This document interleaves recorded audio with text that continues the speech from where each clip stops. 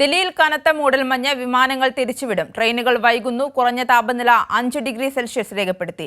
വിഷ്ണു തലവൂരുണ്ട് വിവരങ്ങളുമായി. വിഷ്ണു, ഏതൊക്കെ ട്രെയിനുകളാണ് വൈകുന്നത്?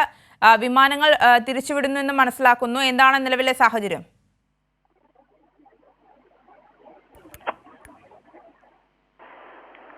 ആര്യ, കഴിഞ്ഞ ദിവസങ്ങളിൽ ദില്ലി അടക്കമുള്ള ഉത്തരേന്ത്യൻ സംസ്ഥാനങ്ങളിൽ വലിയ തലത്തിൽ തന്നെ മൂടൽമഞ്ഞ് രേഖപ്പെടുത്തുന്നുണ്ട്.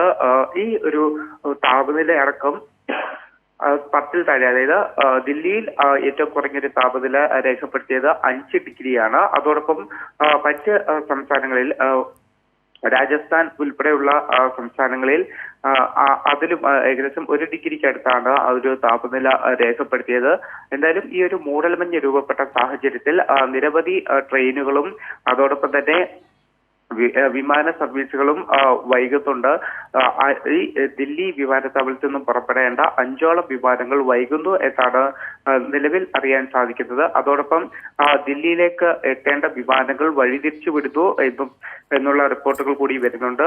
അത് പ്രത്യേകിച്ച് എത്രത്തോളം കനത്ത ഒരു മൂടൽമഞ്ഞ് രൂപപ്പെട്ട സാഹചര്യത്തിലാണ് ഇത്തരത്തിൽ വിമാനങ്ങൾ വൈകുകയും അതോടൊപ്പം തന്നെ ട്രെയിനുകൾ ഇത്തരത്തിൽ വൈകുകയും ചെയ്യുന്ന സാഹചര്യം ഉണ്ടാകുന്നത്. ഇനി വരുന്ന ദിവസങ്ങളിലും, അതായത് അടുത്ത ദിവസങ്ങളിൽ ഈ താപനില കൂടുതൽ, ഈ ശൈത്യം അതിരൂക്ഷമാകുമെന്നുള്ള മുന്നറിയിപ്പാണ് കാലാവസ്ഥാ വകുപ്പ് നൽകുന്നത്. ആര്യ, ശരി. ദില്ലിയിൽ കനത്ത മൂടൽമഞ്ഞ്, വിമാനങ്ങൾ വഴിതിരിച്ചുവിടുന്നു. ട്രെയിനുകൾ വൈകുന്നു. കുറഞ്ഞ താപനില 5 ഡിഗ്രി സെൽഷ്യസ് രേഖപ്പെടുത്തി.